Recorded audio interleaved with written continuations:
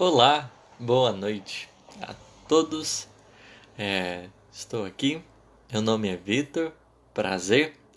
Eu sou da cidade de Carmo do Paranaíba e a convite da Jordana, eu vim aqui hoje para compartilhar um pouquinho das nossas reflexões acerca do Evangelho. E vou esperar um pouquinho para começar até chegar às pessoas, até a gente se organizar direitinho.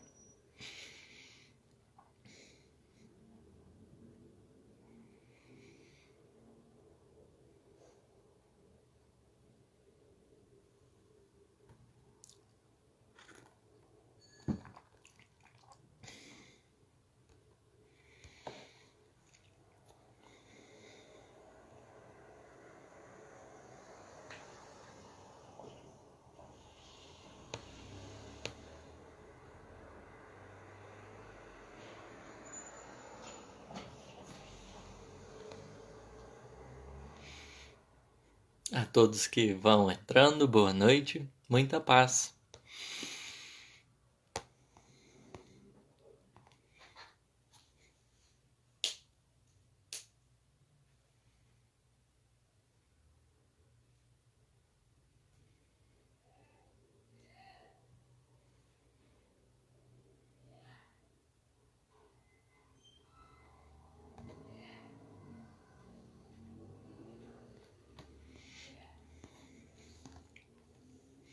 Aguardar só mais um pouquinho, para quem quiser ter a oportunidade de estar aqui conosco, não perder nenhuma das reflexões, nenhuma das ideias que a gente vai trabalhar até então. Só mais um pouquinho.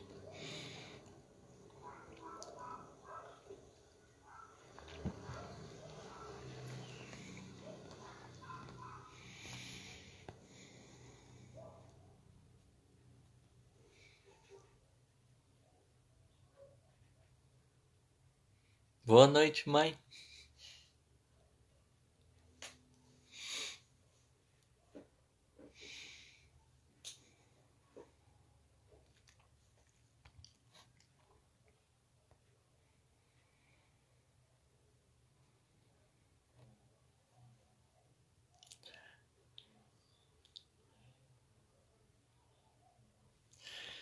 Então, eu acho que já deu uns 3 minutinhos.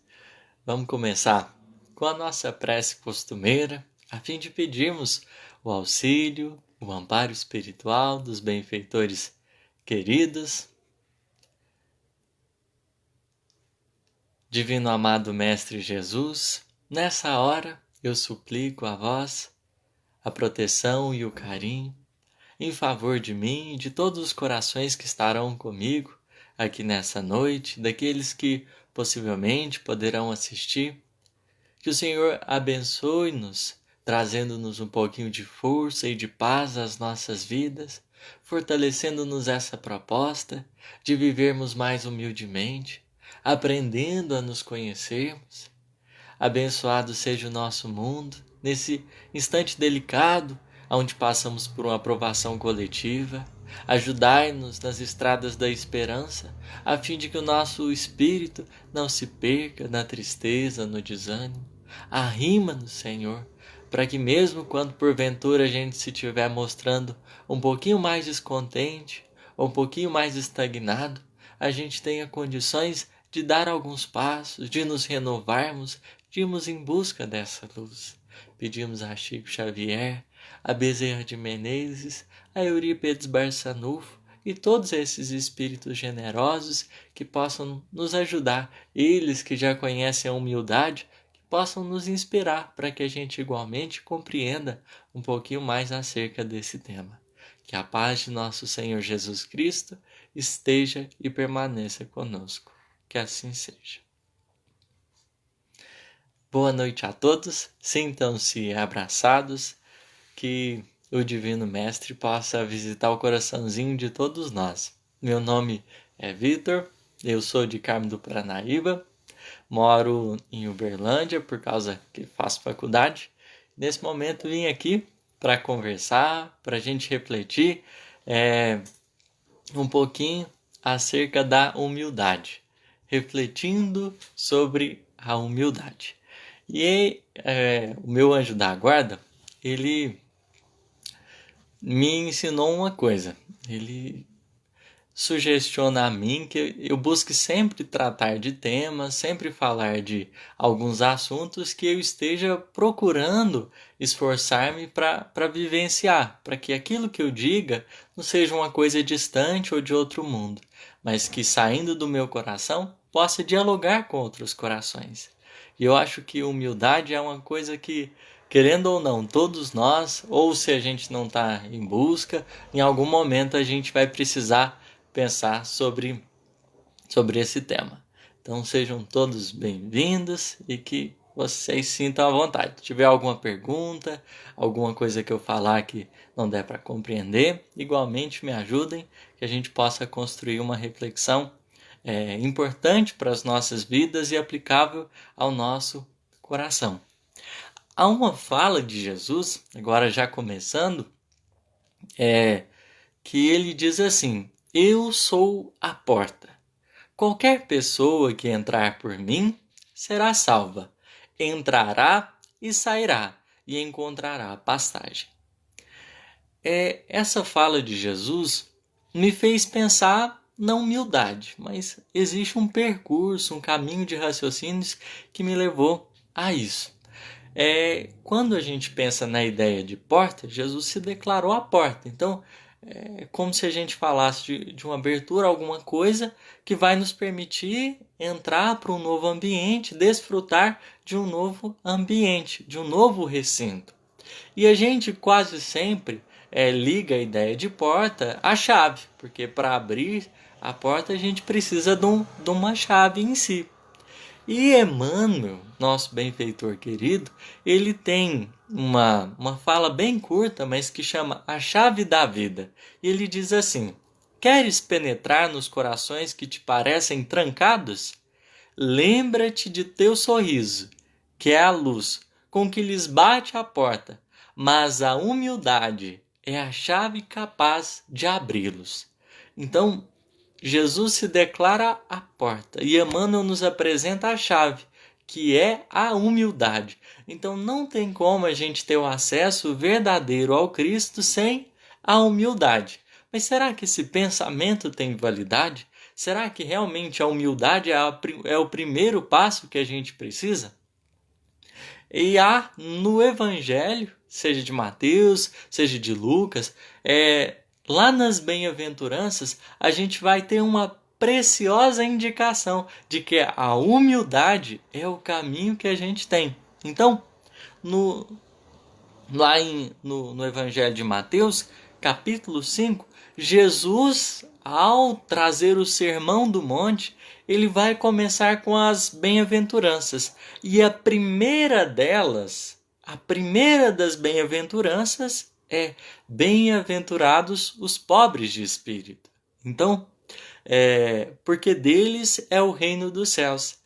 E Allan Kardec, no Evangelho segundo o Espiritismo, vai traduzir a ideia pobres de espírito como humilde. Então, bem-aventurados humildes, porque deles é o reino dos céus.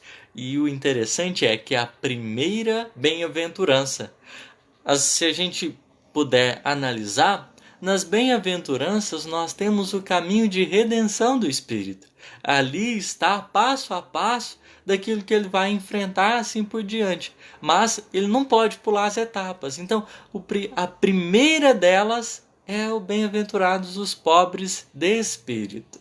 Então, olha a importância dessa humildade que Kardec se nos trouxe, pobres de espírito, humildade. Então, a importância dessa humildade. Se Jesus é a porta, para destrancar a chave da vida é a humildade, é o primeiro passo.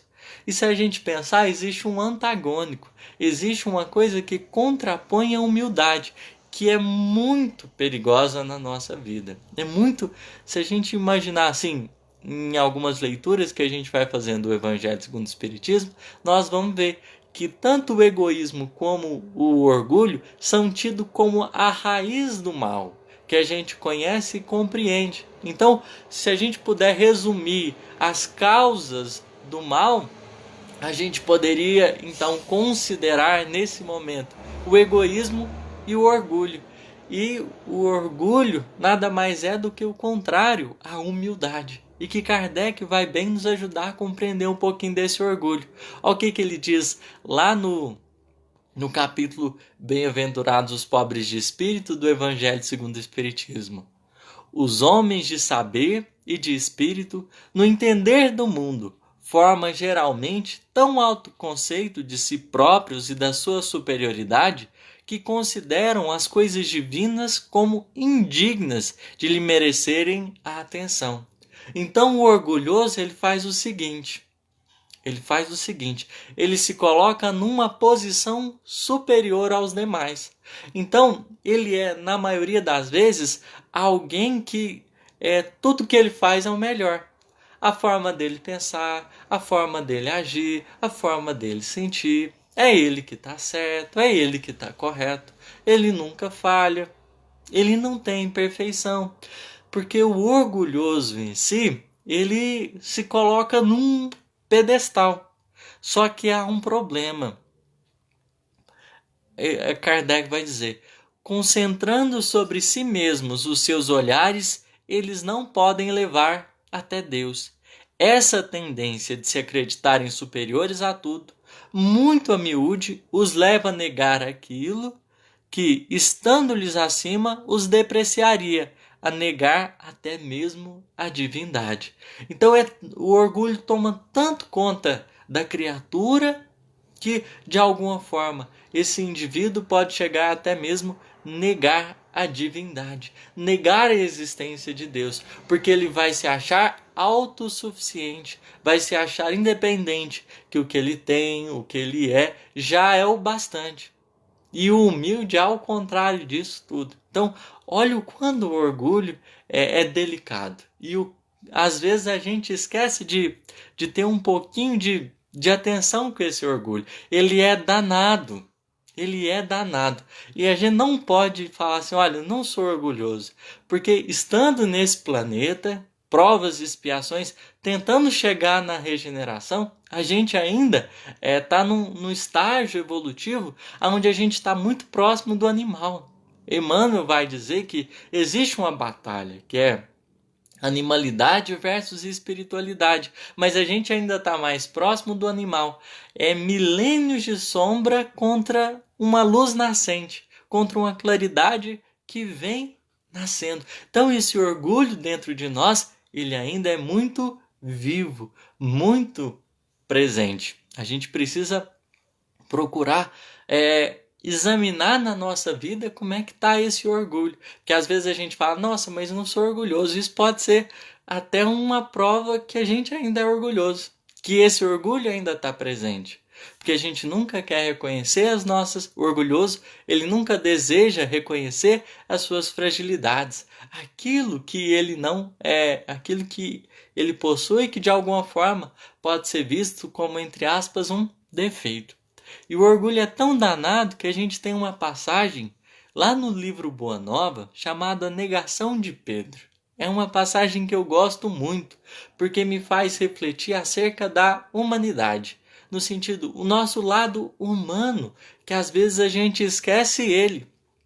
E que Pedro acabou se esquecendo. A negação de Pedro, ela tem um ápice quando Jesus está ali conversando com os discípulos lá na Santa Ceia. Jesus, com os 12, está ali trocando algumas ideias. Afinal de contas, é a última ceia. É o último momento em que Jesus teria o contato com aqueles homens. A mensagem final que ele deixaria. Porque até então, eles não tinham noção do que iria acontecer nem nada. Então, Jesus estava meio que fazendo uma despedida. Estava os alimentando.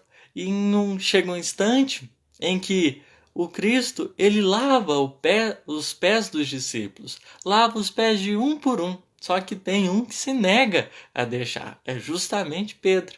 Pedro ele fala que Jesus não deveria estar limpando o pé dele. E Jesus lava os pés de todo mundo e apresenta a ideia de que o maior ele se faz o menor, o servo de todos. Imagina no nosso mundo de hoje se a gente vivesse essa ideia. A gente é tão competitivo nas redes sociais, na vida em si, que a gente busca o melhor, mas não porque esse melhor que a gente está buscando é para satisfazer-nos de verdade, mas é para a gente se exibir, é para a gente se mostrar. Isso é um perigo danado, porque vai aumentando às vezes o vazio que a gente tem dentro da nossa intimidade. Porque é muito melhor a gente olhar para o que a gente é e se sentir feliz. Às vezes não tem necessidade da gente ficar se comparando e querendo sobrepor os outros. Não é desse jeito que a nossa alegria, a nossa felicidade vai nascer de forma mais verdadeira e consistente. Às vezes dá um prazerzinho a gente se sentir superior, mas a gente não pode esquecer de que para toda imperfeição moral há um sofrimento. Então, por mais que haja essa satisfação por a gente ter se mostrado maior que alguém, posterior a isso a gente vive uma espécie de vazio, há uma aflição, uma amargura íntima que às vezes a gente nem compreende, mas é a vida nos mostrando que o universo é moral. Existem leis divinas, leis infinitas que declaram a humildade, declaram a paciência, a bondade como o caminho que a gente tem. Então, o que a gente faz em contrário a isso, vem sofrimentos. Mas voltemos para a negação de Pedro. Então, ali Pedro já rejeita Jesus lavar os pés dele. E o Cristo anunciando a sua partida, o Pedro pergunta: afinal, Senhor, para onde ides?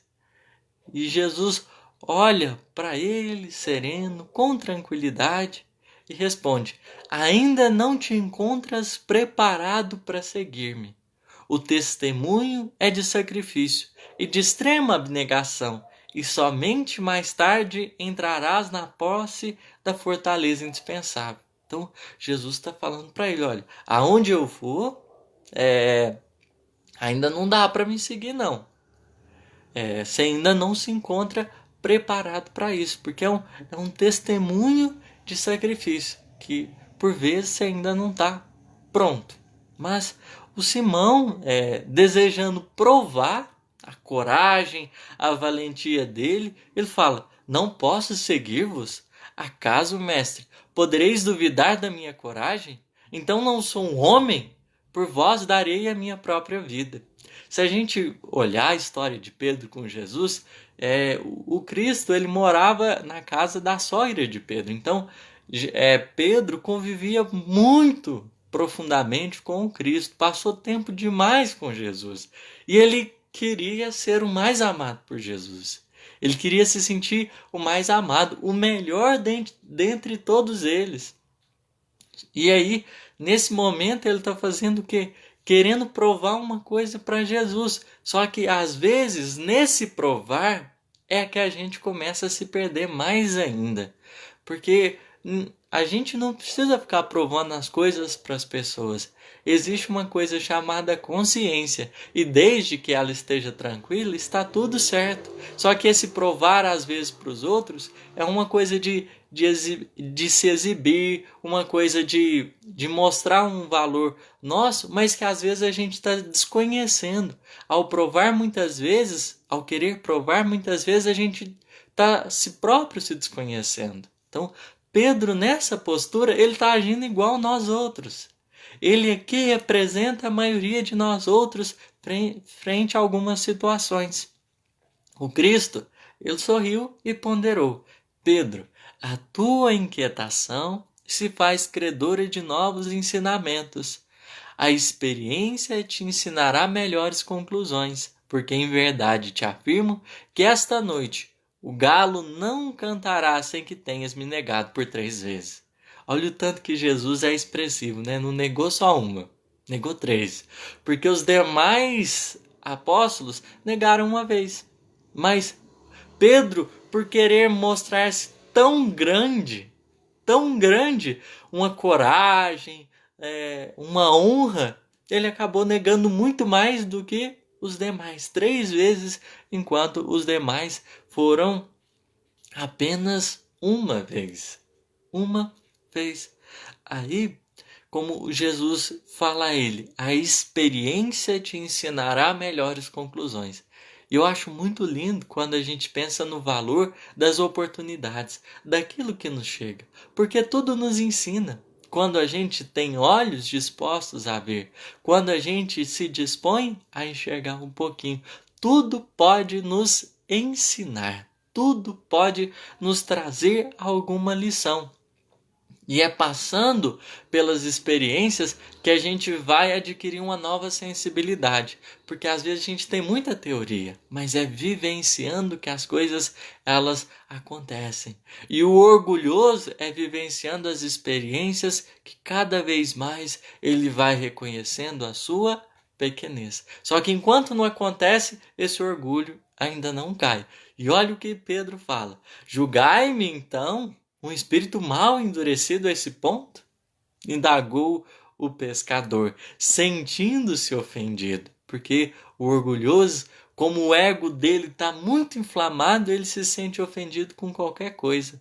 E às vezes as pessoas nem têm intenção de falar nada que vai ofender, que vai prejudicar. Mas quando a criatura está com o orgulho muito sobrecarregado, parece que está muito sensível. Então tudo que os outros falam é como se estivesse atingindo. Mas não é porque os outros estão com maldade, é porque a pessoa em si, ela não está com a maturidade assim assentada. Ela está muito mais sensível do que o normal. Aí Pedro continua. Não, não te... Perdão, Jesus ele coloca. Não te suponho ingrato ou indiferente, Pedro, aos meus ensinos, mas vai aprender ainda hoje que o homem do mundo é mais frágil do que perverso. Então, essa frase que Jesus deixa para ele, ela nos coloca a pensar muito também. O homem do mundo é mais frágil do que perverso. Então, Jesus não está descartando que o homem do mundo tenha perversidade, mas ele está considerando que a maior parte de nós outros somos frágeis, muito mais do que maldosos ou violentos. Se a gente parar para pensar, às vezes a criatura que a gente supõe tão perversa, no fundo guarda uma criança que chora, uma criança cheia de traumas, uma criança cheia de complexos e que, não sabendo lidar com ele, arma algumas defesas e se defende bruscamente dos outros. Se defende de uma forma muito agressiva perante os outros. Mas às vezes toda a agressividade, em sentido psicológico, ela esconde o quê? Uma insegurança, esconde uma dificuldade de lidar com a vida, de lidar com as decepções, com as frustrações. É uma carapaça que parece muito firme, mas escondendo um coração que está cheio de feridas, que está cheio de machucado.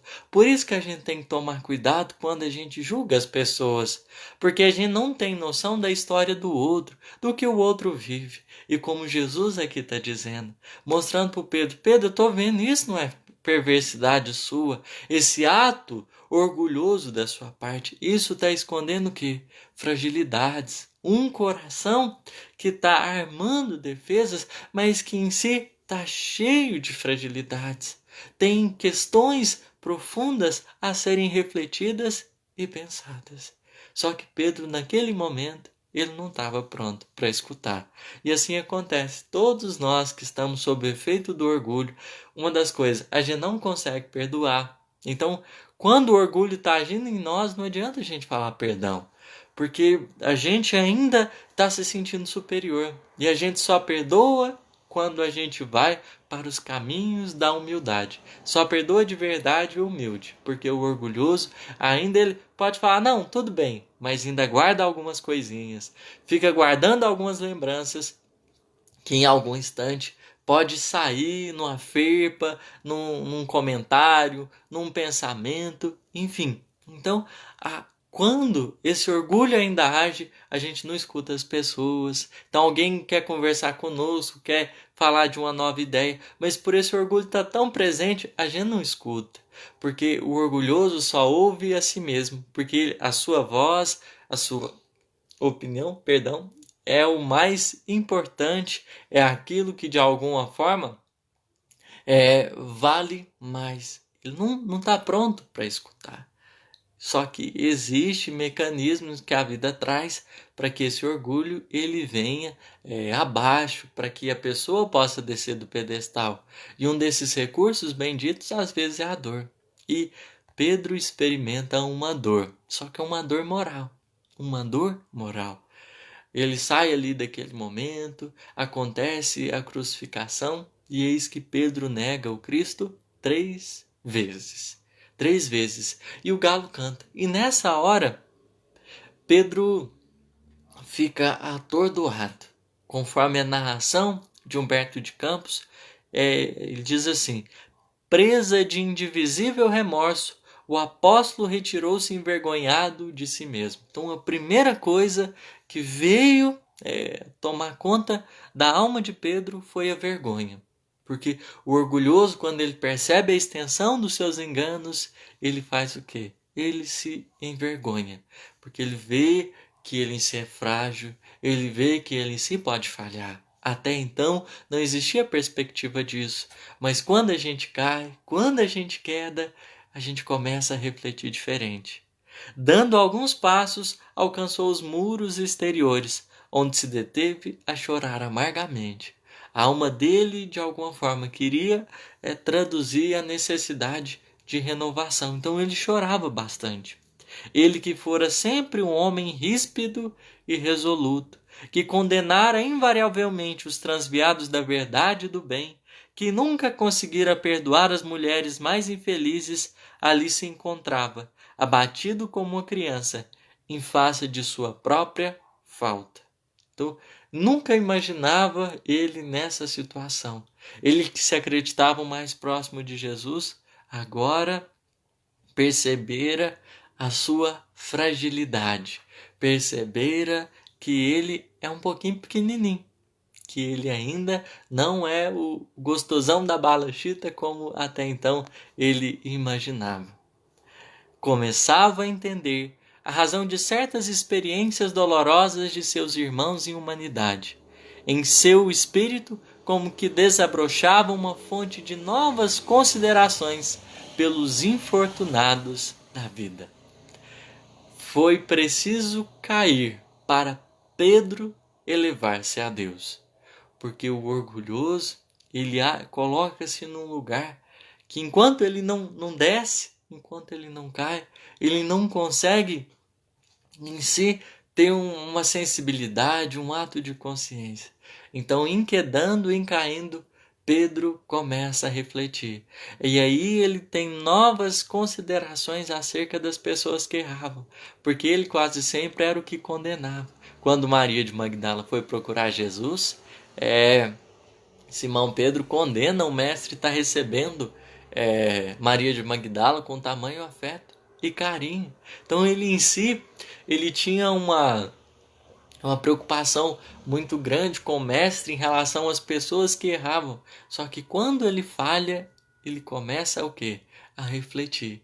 Porque agora ele estava sentindo. E isso que a experiência traz de mais precioso. Porque mexe com as nossas emoções. Mexe com os nossos sentimentos. E a gente que se imaginava tão alto, agora começa a ser mais humano.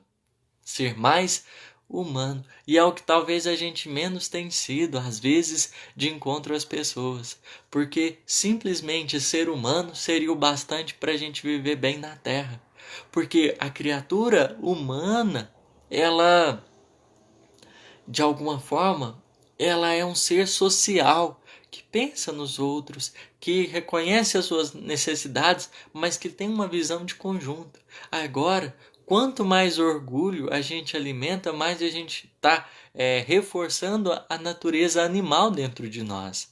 Mais a gente está mantendo esse instinto de conservação muito vivo e muito presente a ponto da gente não ter condição de olhar para os outros. Então, o reconhecer-se humano é um processo fundamental de entender: eu erro, o outro erra, nós erramos, podemos falhar. Nós temos virtudes, mas igualmente nós temos imperfeições, nós temos fragilidade. Esse é o ponto que a gente precisa chegar no exercício do autoconhecimento. Porque a gente, quando fala da humildade, não é humildade exterior, esse negócio de, nossa, essa roupa é mais... Não, é uma condição íntima da alma. Uma condição íntima da alma. Se a gente for reparar, os grandes espíritos, ilustres espíritos que pisaram na terra, por exemplo, um São Francisco, certa feita perguntaram a ele por que ele tinha sido escolhido por Deus para pregar o evangelho, para divulgar a boa nova. E aí, São Francisco não sabia a resposta. E ele põe-se a refletir, ele procura entender por que motivos Deus teria lhe concedido tal missão. E aí ele chega, certa feita, na conclusão. Porque ele era a pessoa mais suja, mais vil e mais pequena. Aí a gente pode pensar, mas como é? São Francisco de Assis? Não é possível. E nesse momento, é importante a gente considerar que quando a gente se acha grande demais, às vezes a gente ocupa o lugar do trabalho e da tarefa. Quando a gente se acha grande demais, a gente quer falar de nós. Então, como ele era pequeno, como ele era sujo, como ele era vil, ele conseguia falar do evangelho com maior critério, com maior precisão, porque não tinha riscos mais graves da vaidade, do orgulho dele preponderar. Porque quando a gente se reconhece pequeno, quando a gente começa a enxergar-nos o que de verdade nós somos, a gente acalma muito mais os nossos ânimos. E a gente vai desenvolvendo uma nova visão sobre a vida. Às vezes a gente vive uma aparência de santo que precisa cair. Não pode continuar. Esse negócio de aparência não funciona. Jesus já criticava os hipócritas. Os fariseus por serem hipócritas. Porque eles escondiam por detrás do conhecimento muito grande um orgulho muito profundo. E se achavam santos por causa de algumas práticas exteriores. E não é isso. E às vezes a gente está incorrendo no mesmo risco de, por comportamentos exteriores, a gente se considerar humilde. Só que é preciso a gente começar uma jornada do autoconhecimento, do autodescobrimento. Porque somente fazendo essa jornada, atravessando as nossas sombras mais profundas, é que a gente vai encontrar o Criador. E a gente vai começar a nossa jornada diferente. Porque Pedro começa a missão dele depois disso daqui. Depois do instante que ele se reconhece humano. E para isso, olha o que aconteceu. Ele nega Jesus. Mas em reconhecendo a sua fragilidade, em reconhecendo a sua humanidade, agora ele teria condições de compreender. A caridade só pode nascer da humildade. Porque senão o que a gente vai fazer pelos outros, na verdade, é o meio da gente se exibir, no meio da gente receber reconhecimento, ou cobrar dos outros reconhecimento. Estou fazendo isso para você, mas eu quero que você, de alguma forma, devolva. Isso são atitudes muito perigosas. Então, quando a gente faz a jornada do autodescobrimento, a gente vai ver a nossa inveja, a gente vai ver o nosso ciúme, a gente vai ver o nosso orgulho, a gente vai ver um monte de coisas. E não tem nenhum problema a gente ver a nossa sujeira. Não tem nenhum problema a gente ver as nossas imperfeições. O que a gente não pode ficar é nessa postura de achar que a gente não tem nada para melhorar, de que a gente já está bom o bastante. Porque senão a gente vai agir na vida de forma assim muito superficial. Porque quanto mais humano a gente é, mais a gente se conecta verdadeiramente com os outros. Mais a nossa alma tem condições de vivenciar com os outros. E menos as imperfeições dos outros têm impacto sobre o nosso coração. Porque o orgulhoso, ninguém pode errar com o orgulhoso. Então a gente acha que a gente não pode ser tocado, que a gente não pode ter decepção. E o humano não. Ao contrário do orgulhoso, o humano sabe das suas necessidades, o humano começa a tomar um outro rumo de consciência acerca de si mesmo. E é sendo humano que a gente começa a ser humilde de verdade. É sendo humano que a gente começa a ser humilde. Então, distante disso, a gente está sendo animal. E não faz sentido. A proposta de Jesus, bem-aventurados os pobres de espírito, porque deles é o reino dos céus. Olha o convite do Mestre. Tem que começar com a humildade. E para a humildade ser de fato uma realização pessoal, tem que ter autodescobrimento.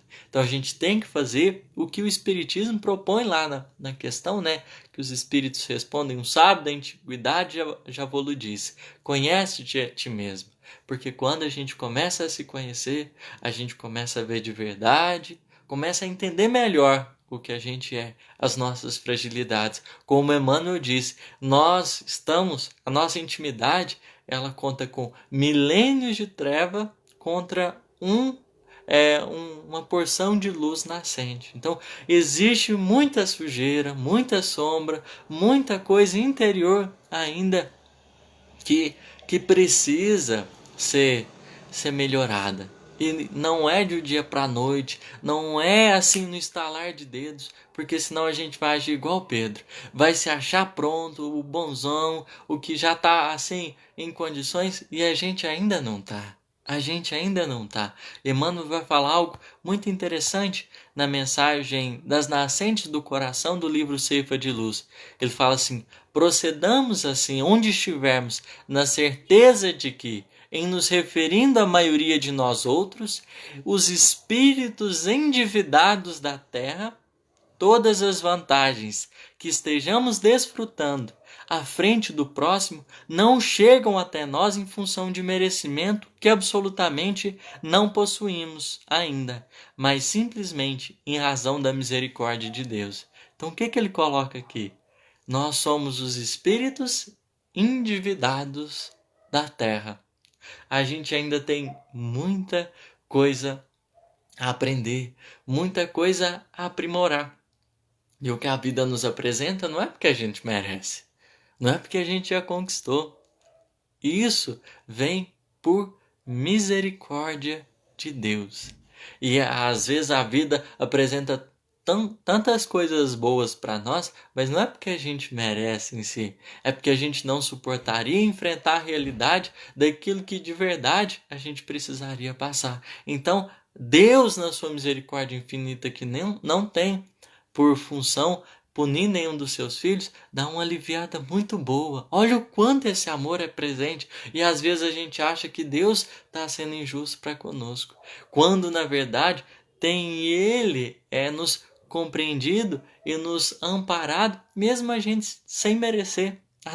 Perante a nossa história anterior, quantas terão sido as nossas falhas? Então, essa consciência mais humana vai nos permitir a gente colocar no nosso lugar e pensar: opa, tudo que chega é bênção. Tudo que vem até o meu coração é uma bênção. O humilde consegue já reconhecer isso. Aquele que tem a humildade de verdade, ele já consegue ver o bem por toda parte e em tudo que as coisas nos chegam, em tudo que vai cercando o nosso coração, a gente começa então a ver o cuidado de Deus, o carinho de Deus. Porque se Deus detém todas as virtudes do céu, o Criador também é humilde. E somente buscando a concretização da humildade dentro de nós, para nós refletirmos para aqueles que nos cercam essas qualidades sublimes igualmente. Quando a gente vai pensar sobre nós, é importante a gente ter uma visão um pouquinho mais amorosa a respeito daquilo que a gente tem. Porque não tem problema nenhum a gente ter inveja, a gente ter ciúme, a gente ter tristeza, ansiedade, raiva. São todas emoções importantes que compõem a nossa estrutura psíquica. no nosso espírito. São energias que emergem do nosso mundo interior. O problema não é nelas, está na maneira que a gente conduz. Então, por exemplo, se eu tenho inveja, então eu começo a olhar os outros, às vezes ansiar o que os outros gostariam de ter. A forma que eu vou conduzir isso é que vai declarar ou não se eu estou querendo aprimorar-me ou não. Porque às vezes a gente tem inveja, mas o que a gente faz? A gente menospreza os outros. A gente vê o que o outro comprou e tenta o que o outro conseguiu e tenta diminuir ele. Sendo que a gente poderia utilizar da inveja que a gente tem para pensar, opa, o outro conseguiu chegar até lá. O que eu posso fazer para também melhorar? Se o outro conseguiu determinada gama de conhecimento, se o outro conseguiu determinada posição no trabalho, o que eu posso fazer? Então, o direcionamento é que vai fazer a diferença. O ciúme, por exemplo, quando a gente não sabe cuidar, ele se torna o quê? Possessividade, aí já é algo doentio. Mas no princípio dele há um desejo de cuidar, um desejo de vínculo, um desejo de reciprocidade. Então, o mal em si não está nele, mas na forma que a gente, por vezes, gerencia ele na nossa vida. Deixa ele tomar um espaço maior do que deveria. A raiva é importante também, que ela em si, ela nos ensina o rompimento. Quando a gente está com raiva, o nosso ego, ele foi de alguma forma chateado, não foi satisfeito, e vem essa energia. Ela pode ser para um rompimento necessário de alguma situação que não está certa e que vem ali para a gente ter força de fazer o que é necessário. Só que a gente tem que tomar cuidado, porque às vezes pode ir para um caminho de destruição. Então ela sobe um ponto mais do que deveria, a gente acaba destruindo, ferindo, machucando as pessoas. E não é a proposta da raiva. As energias psíquicas, que a gente chama de emoções, são todas importantes. E no exercício do autodescobrimento a gente começa a ver isso. Começa a perceber que elas são necessárias na nossa vida, mas é a forma que a gente vai lidar com elas. A tristeza é importante, momento de introspecção, mas quando a gente deixa passar da conta, se torna uma depressão, que aí a gente já precisa de auxílio, que aí a gente já precisa dar uma atenção a mais. A ansiedade é energia de realização, mas quando ela toma uma proporção desmedida na nossa vida, torna-se inquietação. Então aí já torna-se destrutivo. Quanto mais a gente vai se conhecendo, mais a gente vai percebendo que a nossa humanidade. Todo mundo tem isso. A questão é a gente parar de se julgar e começar a ser um pouquinho mais humano. Olhar para nós. Emmanuel vai dizer que às vezes a gente perde muito tempo olhando para as pessoas, porque a gente quer cuidar da vida de fulano, de ciclano, quer estar atento ao que acontece ali e aqui, e a gente esquece da nossa intimidade. O nosso mundo interior está pedindo socorro, está pedindo que a gente se compadeça e olhe para ele. Olhe para ele. E se a gente não fizer isso, a gente vai continuar brigando, vai continuar guerreando. Porque quando Pedro erra, o orgulho vai por água abaixo, aí ele volta para a intimidade e começa opa, eu sou humano, eu também falho. E o esforço dele começa a ser verdadeiro, porque agora ele não ia combater mais as pessoas. Agora ele ia ter uma nova postura de acolhimento, uma postura de honestidade. Mas, enfim, a gente não pode fingir a humildade. Então, começa no autodescobrimento. O que eu tenho de fragilidade. Se existe dentro de mim um corrupto, se existe dentro de mim uma prostituta, se existe dentro de mim uma entidade psíquica X ou Y, não tem problema. É a nossa história, a nossa vivência. O que a gente precisa fazer é o quê? Aprender, então, como que a gente vai lidar com isso na nossa vida, de forma mais consciente, porque Jesus em nenhum instante pediu para que Pedro fosse perfeito. Ele queria ser o valentão, mas Jesus, quando o convidou, disse apenas bem. Apenas o chamou, não colocou condições nem nada, pediu para ele seguir. E é um caminho que a gente não dá para pular etapa nem processo, mas que a gente vai se desenvolvendo com o tempo. Eu acho que já passamos um pouquinho o horário, peço desculpa, a Jordana. Mas algumas ideias acerca da humildade que eu vim até então refletindo, que são importantes, fundamentais nesse momento de quarentena, porque é um momento que a gente tem para parar e olhar para o nosso mundo interior. É um momento para que a gente possa realmente ter um autoencontro. E tem um material muito bom do Marlon Rickdown, ele é psicólogo espírita na internet, o Vai Para Dentro. É uma proposta muito fundamental que me ajudou bastante. Se alguém tiver interesse, procura, que pode com certeza ajudar bastante também nesse momento que a gente se olha.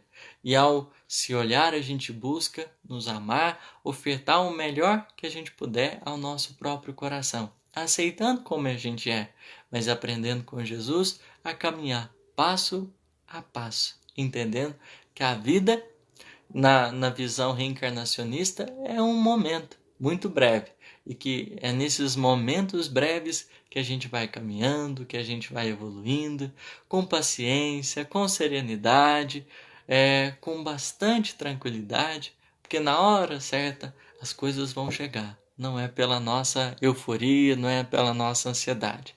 Tudo vem no tempo de Deus, e somente o humilde consegue reconhecer Deus agindo na vida, e principalmente somente o humilde abre o coração para que Deus possa agir dentro dele.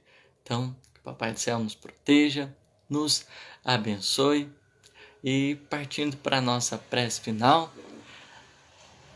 eu convido vocês a, se tiverem condições, fechem os olhos, mas enfim, busquem um momento, uma posição confortável, que possa garantir esse momento, esse instante de concentração.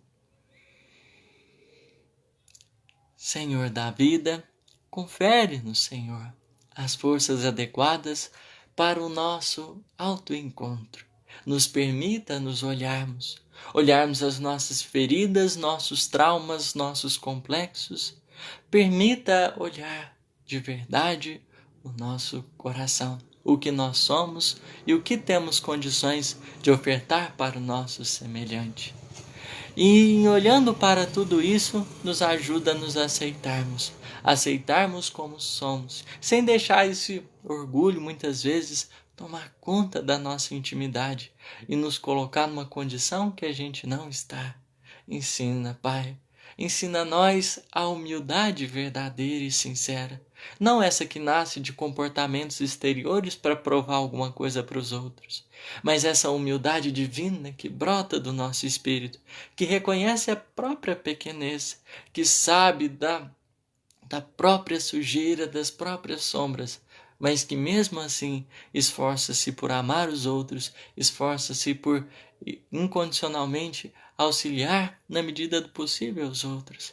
Ajuda-nos, Senhor, a termos um pouquinho mais de entendimento sobre a vida, a termos olhos de ver para que possamos ver o teu cuidado, o teu carinho em toda parte, a não dispensarmos jamais aqueles convites preciosos que podem nos ajudar tanto, e assim, em valorizando tudo que nos chega, caminharmos com mais serenidade, com mais maturidade em busca do Senhor. Abençoe nossas famílias, nossos lares, hoje e sempre. Que assim seja. Amém. Obrigado a todos que estiveram conosco nesse momento de reflexão. Papai do Céu os proteja. Obrigado pela misericórdia. Um beijo para a mãezinha Valéria, para o tio Paulo, para Marida, para a Drica. Um beijo para minha mãe, para o meu pai. Um beijo para a Mica. Amo todos vocês que estiveram aqui. Cristina. Enfim, todas as pessoas. O Migão, o Marcos Paulo. Obrigado demais pela presença, o carinho de vocês. Vocês são muito especiais para mim. Obrigado, Jordana, pela oportunidade. Tenhamos todos uma boa noite. Até mais.